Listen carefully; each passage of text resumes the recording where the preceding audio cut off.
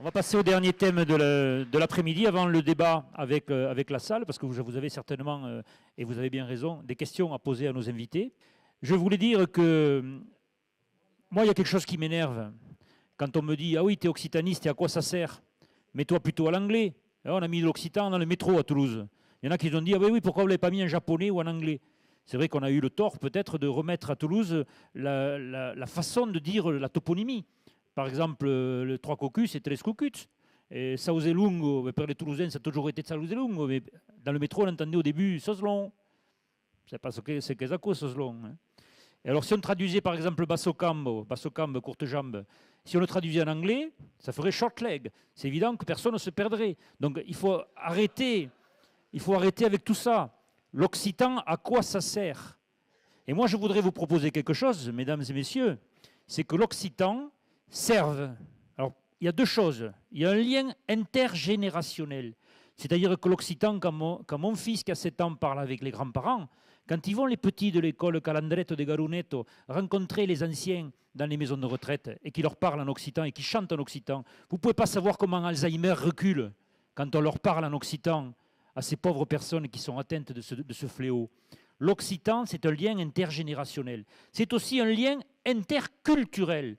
C'est-à-dire que l'occitan, il tend la main aux catalans, il tend la main à l'italien, il tend la main aux musulmans, il tend la main à tous les gens qui sont sur cette terre régionale, qui sont ici plus ou moins acceptés, mais qui sont ici depuis 1000 ans, 1500 ans. On parlait tout à l'heure avec Alem sur Garcia de la fiancée du mort en 721 après Jésus-Christ, quand le berbère Mounoussa de Narbonne s'est marié avec la fille du duc de Toulouse.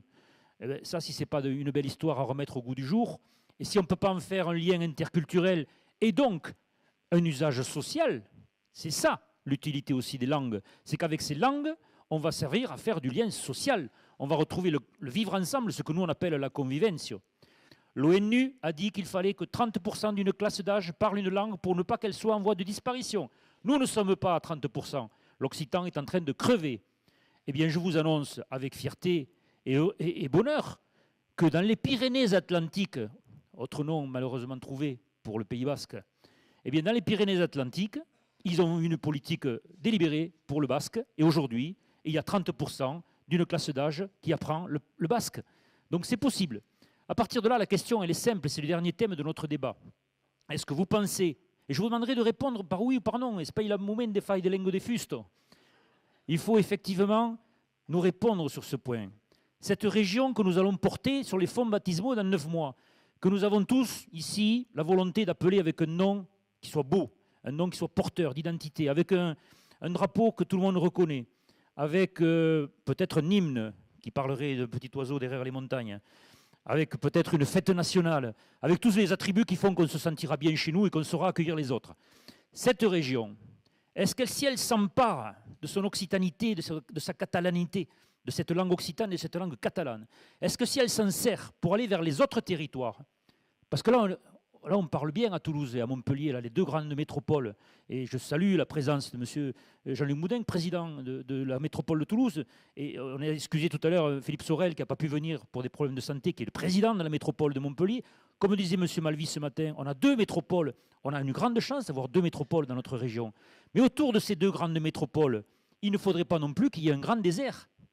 Et je comprends, moi, l'angoisse de certaines régions, au fond de l'Ariège, de l'Aude, de la Lozère, ou du Gard, qui se sentent un peu exclus, qui se disent « et nous ?» Et alors, est-ce qu'on se sert ou pas de notre langue, de nos langues, pour une cohésion sociale, une cohésion territoriale retrouvée?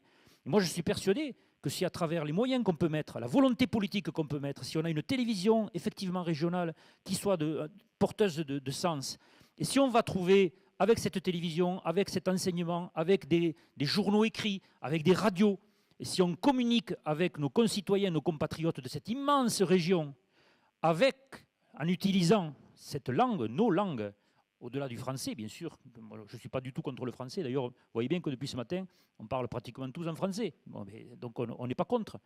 Eh bien, si on utilise ces langues, est-ce que ça va être ou pas un facteur de cohésion sociale et un facteur de cohésion territoriale, de meilleure harmonie territoriale? C'est une question à laquelle je vous demande de répondre par oui ou par non, parce que si vous dites non, La langue, elle est patrimoniale, elle est jolie, on la mettra dans un musée, puis on ira dans quelques temps, ben oui, elle est morte, mais ça fait rien, c'était quand même une belle langue.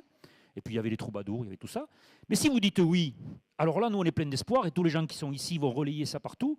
Et dans 9 mois, pendant 9 mois, on va en parler, la mayonnaise va prendre, et vous verrez que dans les élections régionales, on ne va pas vous laisser tranquille, on va être là, on va poser des questions, on va proposer, parce qu'on n'est pas... Ici, vous avez vu depuis ce matin, on n'est pas force de revendication, on n'est pas là pour pleurer, on est là pour proposer. On est là pour être des citoyens actifs et porteurs de sens. Si vous répondez oui, ça veut dire que nous avons de l'espoir et que la nouvelle région Occitanie, ou Sud-Occitanie ou Languedoc, je ne sais pas quoi, eh bien cette région, effectivement, va trouver sa vitesse de croisière, va trouver son harmonie, va trouver le moyen de faire que tous les territoires, qu'ils soient au fin fond de la Lozère ou de l'Aude, ou au centre d'une métropole comme Toulouse ou Montpellier, ces territoires sauront qu'à travers la récupération de ces langues, la récupération des valeurs qui sont derrière ces langues, et je le répète, la valeur de convivence, de parage, qui sont des valeurs millénaires et qui sont des valeurs universelles, mais qui sont nées ici. Et ça, personne ne le sait, on ne le sait pas assez. Utilisons-les, elles sont à nous, elles sont à notre disposition. Donc, est-ce que vous répondez oui ou non? Et si vous répondez oui, ce que j'espère, eh bien, qu'est-ce qu'on va faire? Qu'est-ce qu'on va mettre sur la table? Quels seront les engagements qu'on va prendre pour que dans 9 mois, il y ait peut-être une assemblée régionale qui décrète qu'effectivement, l'usage de l'occitan doit être généralisé et du catalan et qu'on doit s'en servir pour ce lien intergénérationnel et interculturel dans un sens de meilleure cohésion territoriale et de meilleure cohésion sociale avec un véritable rôle social à trouver. Vous savez, aujourd'hui, le vivre ensemble, comme disait Alain Garcia, c'est facile. On vit ensemble aujourd'hui à Toulouse avec de l'autre côté de la rocade, avec les gens qui sont au Mirail. On vit ensemble. Mais est-ce qu'on vit bien ensemble? Non.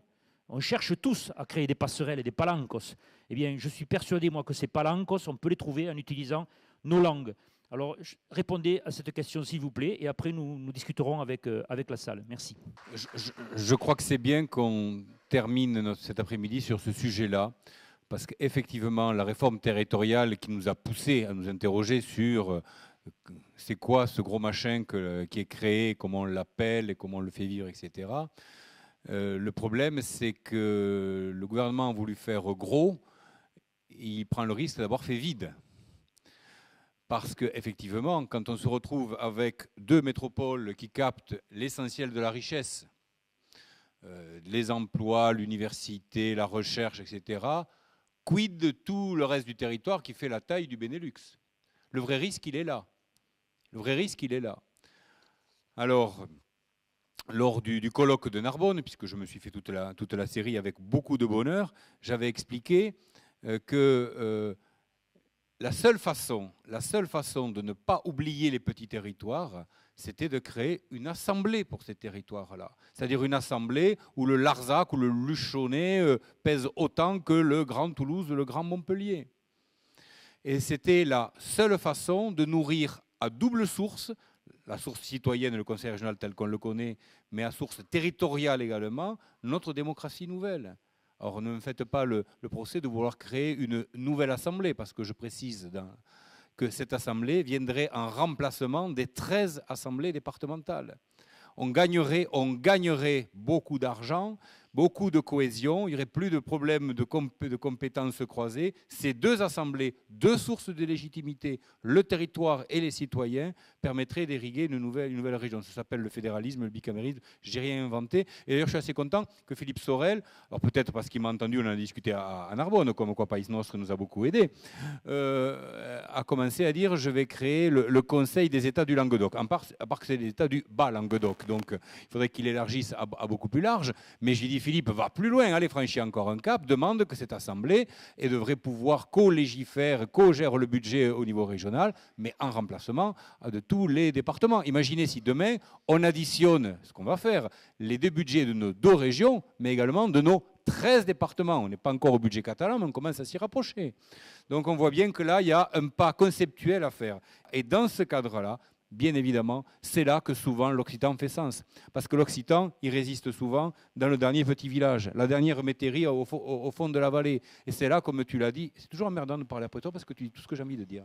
Effectivement, au niveau social, ça a un rôle essentiel intergénérationnel. Quand les calandrous, effectivement, parlent aux papettes, je dis les calandrous, mais je pourrais également citer les écoles publiques bilingues, hein, parce que le calandrou, la calandretto est de statut privé, parce que privé de statut. Donc, j'ai aucun problème pour que tout ça, ça évolue. Donc, le social, effectivement, peut avoir comme vecteur extrêmement fort la langue, mais également projection à l'international.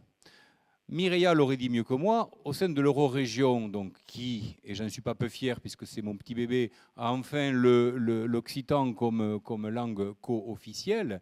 D'ailleurs, au passage, je dis à mon collègue Jean-Luc, quand il lit les bulletins écrits en plusieurs langues, j'étais observateur international, j'ai ce privilège-là, lors du vote le 9 novembre dernier en Catalogne, qui était le début du processus vers une possible indépendance. Les bulletins étaient écrits en 3 langues, le castillan, le catalan et l'occitan. Donc on voit bien que c'est certainement du domaine du possible. Donc on avait lancé au niveau de l'Eurorégion un programme qui s'appelle IC4, Intercompréhension 4 langues. Les 4 langues officielles de l'Eurorégion, le castillan, le catalan, le français et l'occitan.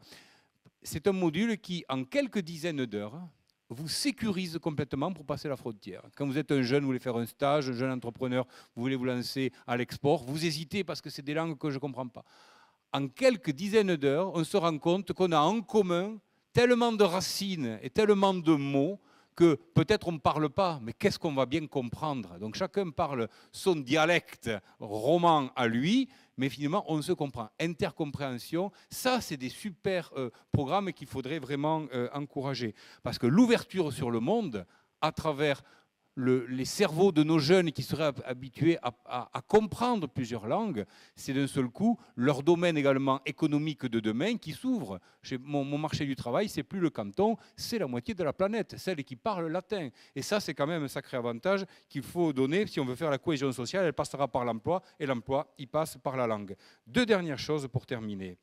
Tout à l'heure, dans le cadre du débat sur le nom, j'ai hésité à balancer un pavé dans la mare. Je me suis retenu, mais finalement, je ne pars pas avec parce que ce serait dommage. On m'a dit de me lâcher, donc je me lâche. On a dit, parmi les options, le nom de la région, Occitanie. Occitanie ou Occitanie? Ah, c'est pas la même chose. Oui, alors il y a 15 graphies possibles, et 15 Occitanie, Occitania. Mettez-vous d'accord entre les languedociens, les gascons et compagnie. Je suis désolé. Hein. Donc, on le fait avec un E à la fin ou avec un A? C'est pas la même chose. Parler du País Basco ou parler d'Euskadi, c'est pas tout à fait la même vision du monde. Alors, je ne sais pas si on ira jusque-là, mais dans le cadre du grand débat où la commission Tartampion va réunir, etc., moi j'aimerais bien qu'on se pose cette question-là. Après tout, pourquoi pas mettre Occitanie sur la carte du monde et pas simplement Occitanie? Bien évidemment, pareil pour Catalogne, bien évidemment, je le dis ça avant que mon copain père m'engueule. Dernier élément que je voulais dire, on a parlé du drapeau. J'ai lancé en débat l'hymne, la fête nationale, j'ai dit bien fête nationale et pas fête régionale, parce que je peux me concevoir comme ayant plusieurs nations sans aucun problème. Je suis un Européen convaincu, je parle toujours les petites étoiles bleues et jaunes à mon veston, donc je me sens parfaitement de la nation européenne, de la nation française, de la nation occitane. Je suis comme une poupée russe, je vis avec tout ça et je le vis très bien. Moi, je propose qu'on rajoute une devise aussi. Dans les attributs, il n'y a pas de raison. Et bien, une fois de plus, il ne faut pas parler après Maître Lafont, parce qu'il me la pique, c'est Parage et Convivienza, bien évidemment. Regardez, ce n'est pas pour rien qu'à Béziers, qui a connu 2 fléaux, hein, le passage de Simon de Montfort il y a 800 ans, mais il y a quelques mois, le passage de l'extrême droite. Il y a eu un groupement de citoyens qui a décidé justement de s'appeler Parage et Convivienza, pour justement, parce qu'ils se sont rendus compte que c'est à travers ces valeurs millénaires de l'Occitanie qu'on fera reculer la bêtise humaine. Alors, moi, je crois très sincèrement, sur certains derniers moments où je prendrai le micro cet après-midi, qu'au-delà de tout ce qu'on s'est raconté pour notre territoire, à travers ces valeurs portées par notre langue, on a un sacré message, un sacré cadeau à faire au monde, nous les Occitans et nous les Catalans. Bé, llengua i cohesió social i cohesió del territori pels catalans és una evidència. El català per nosaltres, inclús a Catalunya Nord, que no és pas el territori normalitzat com Catalunya, la llengua no és pas únicament un objecte, i aquí em refereixo al que ha dit aquest dematí Pere Esculler, l'occità, langue o llengua objecte o llengua vector. Les llengües tenen de ser llengües vectors, vectors de comunicació. I per nosaltres, els catalans del nord, a més d'una llengua d'aprenentatge i una llengua de cultura, és també un vector de comunicació i ens obre als altres catalans del sud, és a dir, a 8 milions de catalanoparlants, que és 3 vegades o 4 vegades més que tota la regió nostra. Doncs aquí sí que es pot parlar de vector. Això ens serveix a Catalunya Nord a nivell del turisme. El primer turista que ve a Catalunya Nord és un català del sud. I m'han dit que 30% dels turistes de la península ibèrica que venen a Midi i Pirineu són catalans. Doncs si són rebuts en occità, me sembla que ho apreciaran, perquè és un fet diferencial que conforta la seva cultura. Ens serveix també a nivell de les relacions econòmiques. El mercat internacional de Sant Carles, plataforma de distribució de l'agroalimentaire sur toute l'Europe du Nord, essencialment són empreses del sud. Els bombers, le feu n'a pas de frontière. Quan hi ha un foc que neix a Catalunya i que ve a Catalunya Nord, els bombers tenen d'intervenir. Si n'hi ha un que parla català i l'altre que parla francès, hi haurà un petit problema. Si els dos parlen català, anirà molt millor. Fa poques setmanes s'ha inaugurat l'hospital transfronterer a Cerdanya, a Puigcerdà. Això és una cosa concreta, ce n'est pas de la théorie de la langue de bois. L'hospital transfronterer de Cerdanya és una mutualització de serveis. Millor si davant de malalts o clients, entre cometes, catalans del nord i del sud, hi pot haver metges, infermers, personal d'administració trilingüe. Si desenvolupem l'ensenyament del català, hi ha una obertura econòmica. Doncs l'objectiu és de passar de les llengües catalana i occitana de llengua objecte a llengua vector. I per això és tot el mal que us desitgi per l'occità. Volia dir que hi ha també forces catalans que venen d'Inlaude, per exemple. Abbiamo fatto dei studi alla città di Carcassonne, a Chiaro per le vacanze di Pasqua, per la Semana Santa, a Tuzan e per la Santa Lucia. La metà dei turisti che visitano la città di Carcassonne sono di Catalogna. Un terzo degli stranieri che visitano la riserva africana a Sija sono catalani e fanno di pubblicità e non fanno pas. No, no. E demandano di cultura occitana, demandano meglio apparecchi qui, di che fa. Donc, economicament, per damunt de camp de moneda com els catalans, no cal faire d'occità. Alors, je voudrais préciser, rajouter quelque chose, c'est que ce matin, on a parlé de l'enquête socio-ethno-linguistique qui a été faite par la région Midi-Pyrénées dans les années 2010-2011, qui est très récente, sur 5000 citoyens de la région Midi-Pyrénées. On a fait un sondage, un véritable sondage sur 5000 personnes. Donc, vous savez, les sondages habituels, c'est 800 à 900 personnes. On en a pris 5000. Et c'est le CNRS avec la région Midi-Pyrénées, c'est tout à fait officiel. Vous pouvez avoir accès, c'est sur le site de la région Midi-Pyrénées. 5000 personnes, on leur a demandé, bon, je ne vais pas rentrer dans le détail, mais très rapidement, 2 points. Est-ce que la langue occitane est un facteur de sympathie pour vous ou pas? Est-ce que ça vous intéresse ou vous en foutez royalement? 75% de la population dit oui, il faut faire quelque chose pour l'occitan, oui, c'est sympathique, oui, c'est important, oui, il faut le sauver. Et ensuite, une autre question, tu parlais du tourisme, mais ça c'est quand même énorme, énorme, c'est la région Midi-Pyrénées qui l'a lancé ça. Est-ce que vous pensez qu'il faut faire quelque chose avec l'occitan pour le tourisme? Eh bien, savez-vous ce qu'ont répondu les 5000 personnes sondées, parce que c'est sondé un peu partout, dans l'Ariège, à Toulouse, dans l'Aude, pas dans l'Aude, pardon, mais Midi-Pyrénées, pas encore. Hein. Eh bien, les 5000 personnes sur le tourisme, elles ont répondu oui à 96%. Et savez-vous ce que fait la région Midi-Pyrénées pour l'Occitan? Et je suis persuadé qu'il n'y a pas 96% d'Occitans dans le tourisme midi-pyrénéen. Et bien malheureusement, il n'y a pas aujourd'hui d'acte en face de ces réponses populaires. Donc, encore une fois, la question est posée. Est-ce qu'on l'utilise ou est-ce qu'on le laisse dormir, autant l'occitan que le catalan? Donc, peut-être, Monsieur Carayon, une réponse sur cette question très précise. Je ne m'étais pas du tout préparé à une réponse précise sur le tourisme. Alors, en général, la réforme qui a été imposée par l'État pour les collectivités territoriales, réforme départementale, réforme régionale, c'est une réforme dont il faut faire une chance. C'est comme dans la vie privée. Dans la vie privée comme dans la vie publique, il faut faire des contraintes une chance. Bon, c'est la première chose. La deuxième chose, c'est que il va y avoir un fouillis administratif invraisemblable. Et pour avoir été récemment à Montpellier, je sens qu'il y a chez des habitants de Languedoc-Roussillon l'angoisse que Pierre soit déshabillé pour Paul.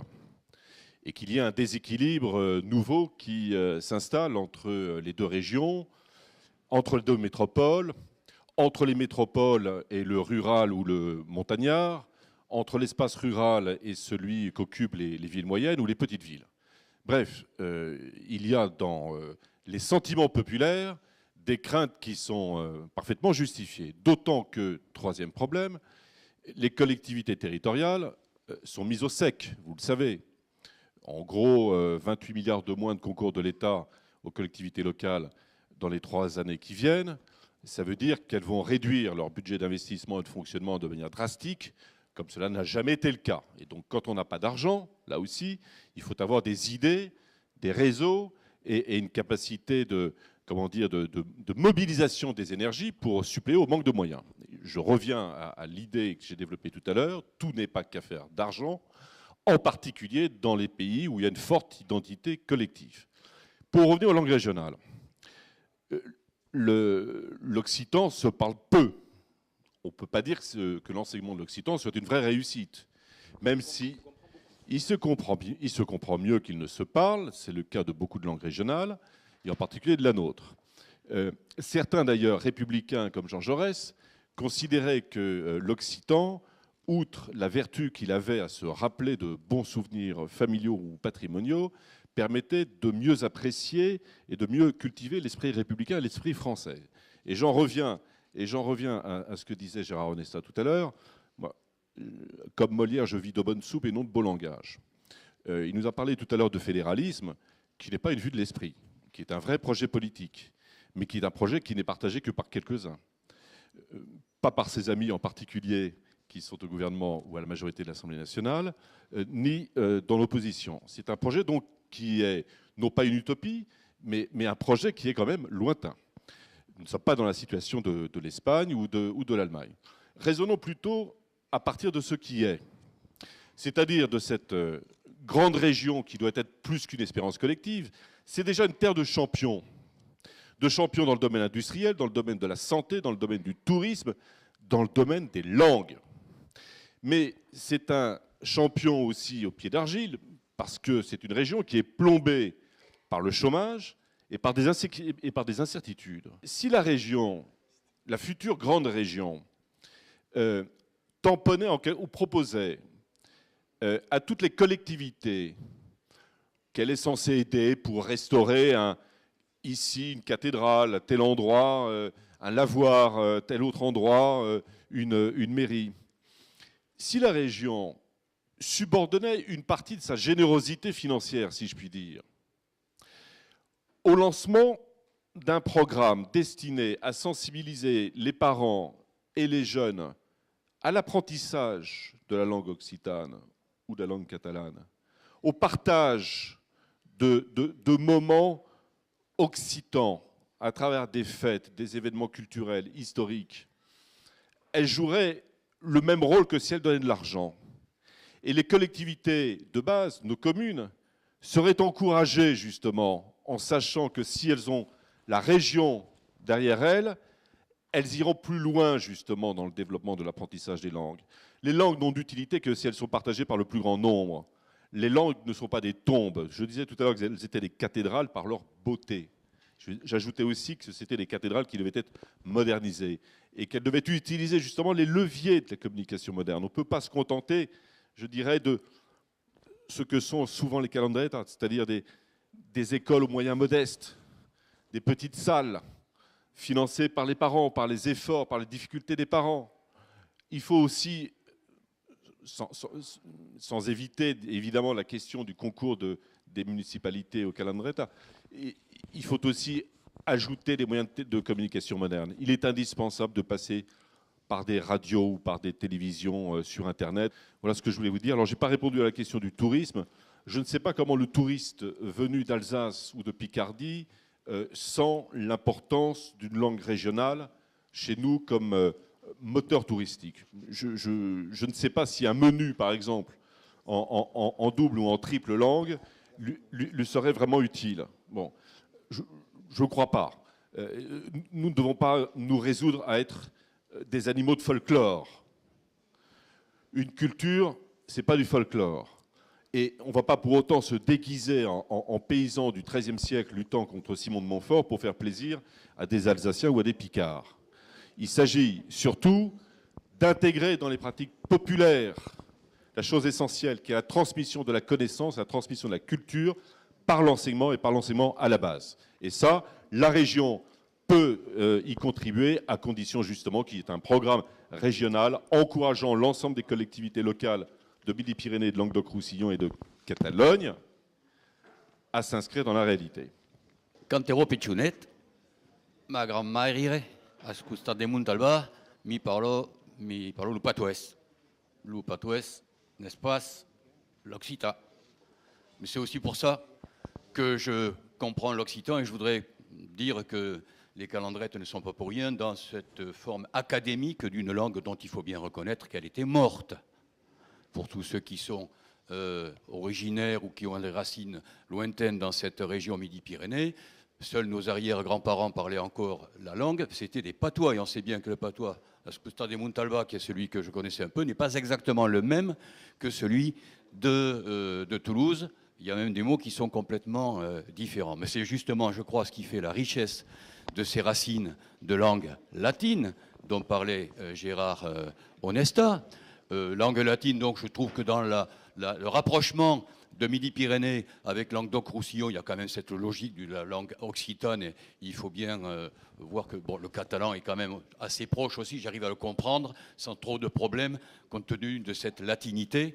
Et je ne serai pas contre avec Gérard Onesta sur le principe que notre hymne régional soit celui de l'Auselud et sous la Finestre. Ça me paraît plutôt sympathique, d'autant que l'air est magnifique, très joli, on le chantera en chœur si tu veux, tous les deux. En revanche, je ne suis pas tout à fait d'accord avec Gérard Onesta quand il dit qu'avec l'occitan, on peut aller demander à nos enfants de se mouvoir certainement dans la moitié du monde, mais certainement peut-être pas trop d'y trouver forcément du travail. Je vais être volontairement iconoclaste. Volontairement iconoclaste. Bon, je pense qu'il est indispensable, effectivement, qu'on cultive nos langues, qu'on cultive cet occitan que vous avez remis dans une langue académique, qu'on garde bien sûr les spécificités de ces langues nationales. Et j'ai entendu que les Catalans veulent que ce soit une langue nationale. Donc, c'est une langue nationale. J'ai pas d'état d'âme. Parce que, très bien. Et que donc on les cultive. Et je suis complètement d'accord sur le principe que l'apprentissage des langues chez les enfants très tôt et de plusieurs langues est un élément très fort d'agilité intellectuelle et que c'est aussi parfois quelque chose d'intergénérationnel. Mais tu as reçu simplement, tu as montré par l'exemple que tu as pris, c'est qu'on ne peut plus le parler guère qu'avec des grands-parents et arrière-grands-parents. Je veux dire, bon. Voilà, la seule chose que vous allez dire à Gérard Onesta, c'est donc je trouve normal et qu'il faudra que cette grande et future région participe, accompagne très fortement les initiatives de ciment identitaire sur ces langues. Et quand je dis les accompagner, c'est y compris donc il faudra aussi motiver les parents, car ça a été dit très pertinemment tout à l'heure par la jeune femme, c'est que les mômes, quand ils vont à l'école, ils vont là où on les met et ils apprennent les langues que l'on veut. Mais j'ai envie, en regardant quand même mon ami Alain Garcia, qui je crois ce matin a fait un exposé aussi sur des questions importantes dans la fusion de nos deux régions, qui sont quelle synergie économique on va mettre entre nous. Alain Garcia, d'ailleurs c'est bien parce qu'il a un nom très latin aussi d'origine finalement. Mais j'ai envie de lui poser la question, comment il faisait quand il était le patron des programmes d'Airbus pour se faire comprendre avec l'ensemble de ses interlocuteurs toulousains, européens, allemands. Il faut aussi que nos mômes apprennent l'anglais. C'est malheureusement, ça nous a été imposé. C'est devenu la langue mondiale véhiculaire. Voilà. Et Alain Garcia, on est très content que tes origines hispaniques fassent que tu as été obligé d'apprendre comme moi, d'apprendre un peu l'anglais, quoi. Merci, monsieur le maire de Blagnac. D'ailleurs, je faisais une suggestion tout à l'heure à monsieur le maire de Blagnac en lui demandant s'il serait d'accord, juste pour remettre le mot Blagnac dans sa véritable étymologie, c'est-à-dire B-L-A-N-H-A-C. Dans le monde entier, Toulouse-Blagnac retrouverait son occitanité. C'est peut-être quelque chose qu'on peut vous suggérer, monsieur le maire. Et Rémi Pêche était venu me voir avec un certain nombre d'entre vous à l'époque. On l'a remis quand même à pas mal d'endroits. Et le sceau de la ville de Blagnac s'écrit Blagnaco, B-L-A-N-H-A-C-O. Il faut l'écrire sur le toit de l'aéroport. Alors je crois qu'on a une question de madame le bâtonnier des avocats de Toulouse, madame maître Anne Fauré. Oui, bonjour. Nous avons à l'ordre des avocats créé une commission prospective et territorialité, justement pour anticiper sur la fusion de notre future plus grande région de France. C'est une question sur les compétences judiciaires. Il vous faut savoir, certainement vous le savez, mais peut-être pas tout le monde dans la salle, que en matière pénale, par exemple, nous avons perdu toutes les grandes affaires pénales qui se passent à Toulouse ou à Montpellier ou dans Midi-Pyrénées ou Languedoc-Roussillon. Soit ces affaires sont traitées à Bordeaux, soit elles sont traitées à Marseille. J'aimerais que ces affaires pénales, puisque nous avons du grand pénal dans notre future grande région, que soit créée ce qu'on appelle une JIRS, juridiction interrégionale spécialisée, et j'aimerais que vous nous y aidiez. Je sais que monsieur le maire a écrit à madame Taubira, m'a répercuté la lettre, et la réponse de madame Taubira a été complètement négative pour créer une JIRS dans notre future grande région, au motif que le nombre d'affaires qui seraient renvoyées sur Bordeaux ou Marseille serait insuffisant, et au motif, et là ça me laisse rêveuse, que le traitement des délais de ces dossiers serait raisonnable, et ce qu'elle appelle un délai raisonnable, c'est 2 ans et 9 mois, ce qui me laisse complètement rêveuse. Au-delà de cette matière pénale, il y a surtout également la matière commerciale. Il faut savoir que vous avez connu, comme moi, tout le monde ici à Toulouse a connu le procès AZF. Il vous faut savoir qu'aujourd'hui, le procès AZF, il va se tenir à Paris, en appel, après renvoi de la Cour de cassation, parce que les actions de groupe, c'est-à-dire toutes les catastrophes naturelles aujourd'hui, ne seront plus traitées qu'à Paris. C'est-à-dire que toutes les victimes, ou potentielles victimes, je ne veux pas préjuger de la décision de la future cour d'appel, de la future décision, mais toutes les victimes ou potentielles victimes d'AZF vont devoir aller à Paris pour faire valoir leurs droits. Ça aussi, c'est quelque chose que nous ne trouvons pas normal. Et en matière commerciale, il faut savoir que aussi bien Toulouse que Montpellier, Midi-Pyrénées que Languedoc-Roussillon, nous avons perdu toutes nos compétences au profit de Bordeaux et de Marseille. Par exemple, et si je dois donner un exemple, en matière de brevets pour notre future grande région, il y a 680 demandes de brevets, alors que pour la future grande région d'Aquitaine, il y a 449 demandes de brevets. Et en matière de marque et de dessin, c'est encore plus parlant, puisqu'il y a pour notre future région 1411 publications et il y en a 761 pour la future région Aquitaine. Et pourtant, ce contentieux est traité à Bordeaux. Voilà, et j'aimerais savoir si vous pourriez nous aider à récupérer ces compétences. Ce qui veut dire en 2 mots que, par exemple, à Toulouse, on construit des avions, mais le contentieux pour les accidents d'avion est à Bordeaux, c'est bien ça? Oui, si, Maître Morvillier? pour compléter effectivement les travaux de la commission prospective et territorialité qui avaient été lancés par le barreau justement pour se poser les questions de la compétence ou des compétences, puisque, et en fait là on voit qu'on est au cœur de la discussion et de la préoccupation, on s'aperçoit que depuis une dizaine d'années, il y a un mouvement de recentralisation des juridictions et des contentieux importants.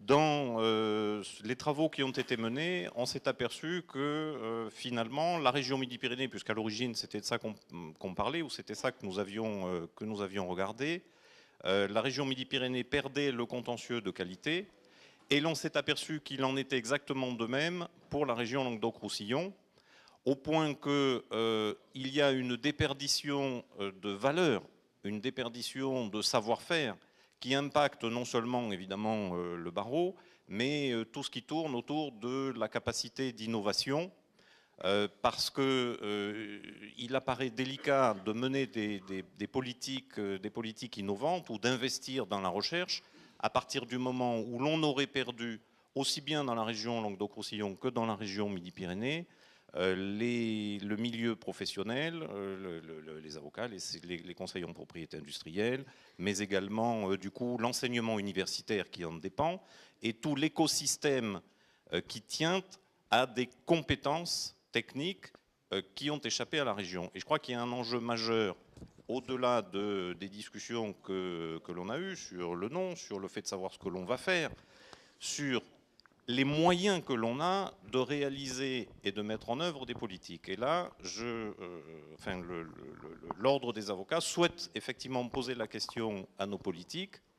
Peut-on se retrouver dans une future grande région qui serait la seule, avec la région Corse et je crois la région Normandie, à n'avoir aucune compétence juridictionnelle spécialisée, spécifique, pour l'ensemble de ce grand territoire? C'est la question que nous posons à nos élus. Madame le bâtonnier et chers confrères, je partage votre sentiment depuis très longtemps. Narbonne était une place juridique géographique importante. Aujourd'hui, nous n'avons qu'une chambre et on veut toujours nous rattacher soit à Carcassonne, soit deuxième chambre de Béziers. Donc je comprends le souci que vous avez pour cette future grande région. Et ce n'est pas la cour d'appel de Montpellier ou la cour d'appel de Nîmes qui vont pouvoir permettre d'apporter des compétences pour que la grande région ait effectivement des spécificités. En tant qu'élu, si M. Moudenc, maire de Toulouse, a écrit à Mme Taubira, c'est très bien, mais c'est l'ensemble des élus de la région. Vous le savez, par rapport aux dernières réformes qui nous sont annoncées, c'est le lobbying qui fait énormément de pression et qui permet d'avoir un espoir de résultat. Donc je suis persuadé que c'est l'ensemble des élus, qu'ils soient locaux, municipaux ou conseils départementaux, mais surtout les futurs conseils régionaux, conseillers régionaux, qui vont pouvoir avoir, avec les autres élus et les parlementaires, la possibilité de redonner une carte judiciaire plus proche des nouvelles régions que ce qu'aujourd'hui on veut leur conférer.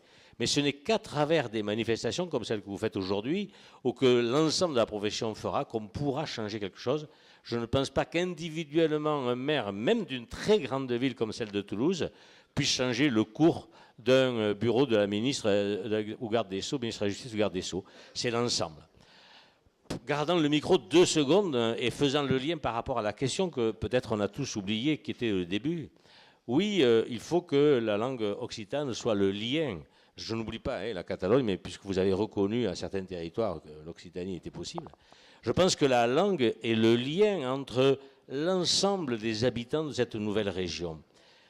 Administrativement, ça sera une nouvelle région, avec des compétences d'un côté ou de l'autre par rapport au département ou pas. Ce sera des compétences. Mais comment l'habitant de Auch va se trouver propriétaire du grain de sable de la plage de Narbonne? Et comment l'habitant de Gruissant va-t-il se sentir aussi proche de l'oie de Gimont que l'habitant de Gimont? Pour cela, il faut qu'il y ait un lien. Pour que cette région ait un sens, il faut qu'elle ait un lien. Et comment ceux avec qui on va faire des jumelages vont pouvoir comprendre ce qu'est notre région si nous n'avons pas une culture à leur transmettre, à leur porter face à leur culture. Quand vous êtes jumelé avec n'importe quelle ville d'Allemagne, n'importe quelle ville d'Italie, ils arrivent avec leur culture, leur folklore, leur tradition culinaire et leur tradition en matière de peinture ou d'art. Eh bien, l'Occitanie est le seul lien que l'on peut leur donner en échange. Et je pense qu'effectivement, cette langue et toute la culture qui va avec la langue, pas que la langue spécifiquement, tout ce qui va avec, est le lien possible au sein du territoire et à l'extérieur du territoire pour montrer notre identité. Je pense que c'est des seuls moyens pour que les habitants de cette nouvelle région se sentent aimant cette région et possédés par cette région. Merci, M. Mouly. Puisqu'on a interpellé les élus sur la question de la justice, effectivement, on est face à une aberration totale.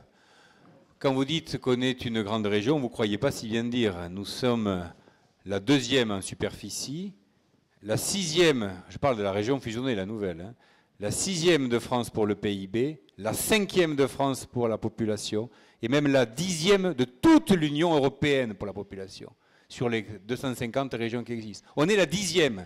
Est-ce qu'on peut imaginer que sur une région aussi essentielle, aussi peuplée, aussi dense, et entre nous, aussi riche quand on se compare, on peut ne pas avoir un pôle judiciaire à la hauteur. La justice, chers amis avocats, avait déjà comme problème d'être lente. Si en plus elle est lointaine, nous rompons là un lien direct entre les citoyens et le vivre ensemble. Dis-moi ce que vaut ta justice, je te dirai ce que vaut ta démocratie. Nous sommes sur la mauvaise pente, il faut une mobilisation générale. Merci, M. Nestas. Si tout le monde a répondu sur la question très précise qui a été portée, je pense que notre ami Jacques Grau de Narbonne veut poser des questions. Et ensuite, ce sera la parole à la salle pour engager le débat avant de finir en chanson, comme je l'ai dit tout à l'heure, dans la salle des illustres.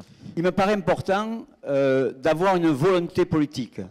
Et sans cela, il est clair qu'on continuera à être les vassaux de la République française.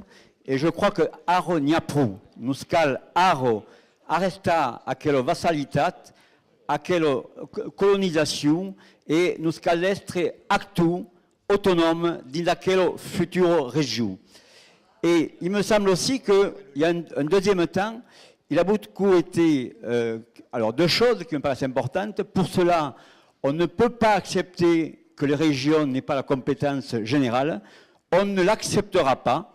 Il n'est pas question d'accepter ce genre de choses. Il faudra ou se rebeller ou se mettre en résistance. C'est inacceptable. Et je crois que de ce côté-là, il faut que tous les élus aillent dans ce sens, tous les partis politiques ensemble. Et deuxième chose dont on a parlé, on parle beaucoup d'argent, de budget. Et là aussi, je crois qu'il faut sortir du système qu'on nous a enclosqué, qui est de dire qu'il n'y aura plus de crédit, il n'y aura plus d'argent. Et on sait très bien que la monnaie, ce n'est qu'une question de confiance. Et je dis qu'il faut qu'on étudie, et c'est faisable. Ça a été dit pour des banques dans des pays italiens. Il faut qu'on mette en place une monnaie régionale qui pourrait, pourquoi pas, s'appeler LOC. Et donc ça me paraît important puisqu'il existe déjà des monnaies locales. Et ça, c'est un élément important qui nous permettrait de démultiplier nos possibilités. Et c'est tout à fait faisable. Je crois qu'il faut sortir des logiciels déjà préétablis qu'on nous a mis dans nos têtes. Autre élément, je crois, qui a été évoqué, c'est l'éducation. Il est clair que c'est au niveau de l'éducation des enfants en particulier qu'on pourra renverser la vapeur.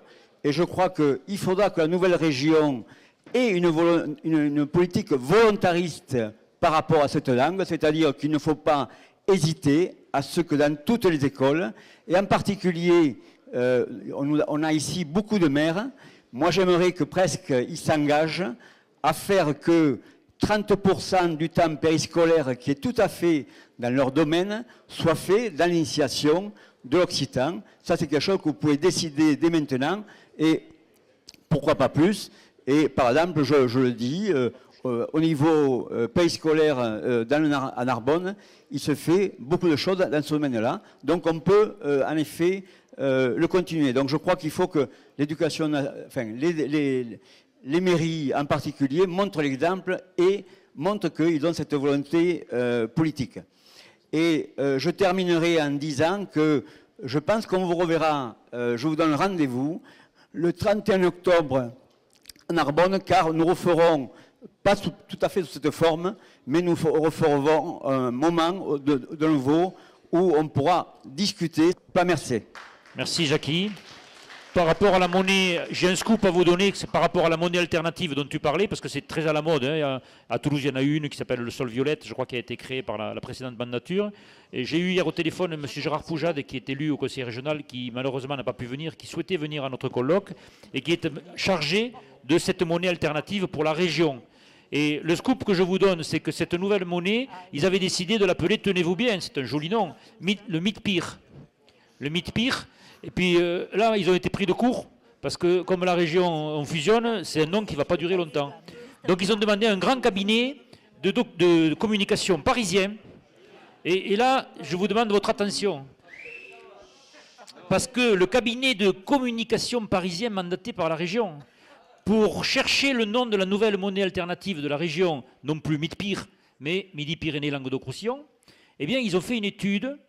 Et savez-vous ce qu'ils ont trouvé comme nom pour la nouvelle monnaie alternative? L'occito. Je n'en dis pas plus. Mais c'est déjà pas mal, parce que ça veut dire qu'ils sont partis du mot Occitanie. Voilà. Et maintenant, donc, la parole est à la salle. Je crois qu'il y a une question. Fabien Ginoux, président de la Juventud Mundine de Toulouse. Oui, bonjour à tous. Alors, moi je pense qu'il y a quand même un contentieux qu'il ne nous faut vraiment pas oublier, qui touche chacune de nos collectivités territoriales, qui touche la culture, qui touche la langue, c'est le contentieux administratif. Imaginons un litige entre des particuliers et une collectivité locale relative à, je ne sais pas moi, par exemple, une politique de valorisation de la langue ou, enfin, je ne sais pas, n'importe quoi. En appel, nous serions contraints de voir le litige traité soit par Marseille, soit par Bordeaux. Et je pense que, également en matière administrative, il y a pas mal de réformes à faire à ce niveau-là. Voilà, c'était juste une remarque qui, en fait, va de pair avec ce qui a déjà été dit. Ce qui était important, moi j'ai retenu que pour les catastrophes naturelles, c'est traité à Paris. Et Paris s'y connaît pour nous imposer les catastrophes naturelles. Hein. Excellente remarque. Est-ce qu'il y a d'autres questions dans la salle? Sylvain Valette, je suis vice-président de l'association Edjusa au Comminges, donc qui œuvre pour la sauvegarde et la diffusion de la langue et de la culture occitane en Comminges. On a parlé d'éducation des jeunes, à travers des calendrettes ou des écoles bilingues. Je veux savoir qu'est-ce qu'il en est de l'éducation des adultes. Parce que quand on voit qu'en février, dans le Tarn, qui n'est pas très loin d'ici, on a des associations de parents d'élèves qui sont manifestés contre l'ouverture d'une calendrette, avec des slogans comme quoi l'occitan divise, que c'est la fin du français. Je voulais savoir qu'est-ce que vous, homme politique, qui représentez donc le peuple et donc qui est aux premières loges pour montrer que la langue occitane n'est pas un sujet qui divise, vous pouvez faire. Personnellement, je parle occitan, je parle français, je parle espagnol, je parle anglais aussi, et je m'en sens pas moins français qu'occitan. Je pense qu'on est des êtres assez intelligents et assez évolués pour avoir deux natures, être à la fois occitan et français. Mais je veux savoir qu'est-ce que vous pouvez mettre en place pour montrer ça à l'ensemble des gens, parce qu'on parle de la future grande région où il va falloir faire arranger les choses entre les occitans, entre guillemets, et les catalans, mais il y a aussi des gens qui sont ni occitans, si je puis dire, ni catalans, qui eux se sentent en danger de par la possible disparition du français. C'est une idée qui me semble totalement absurde, personnellement, mais quand on voit les gens répondre comme ça, qu'est-ce qu'on peut faire pour montrer à ces gens que ben non, c'est une formidable opportunité et non pas un danger comme ils le perçoivent? Le français a le trouillomètre à zéro parce qu'il est en train de subir au niveau mondial le sort qu'il a fait subir aux autres langues de son propre territoire. C'est assez drôle comme retournement de l'histoire. Ce que l'on peut retenir quand on regarde le dossier de très près, c'est qu'on sauvera toutes les langues ou aucune. Soit on a un logiciel où on comprend l'intérêt du multilinguisme. Il suffit de dire aux parents qui ont peur, regardez les résultats, pas en langue, mais en maths ou en sciences, des gamins qui ont la chance d'être immergés dans une école où on parle plusieurs langues. C'est extraordinaire.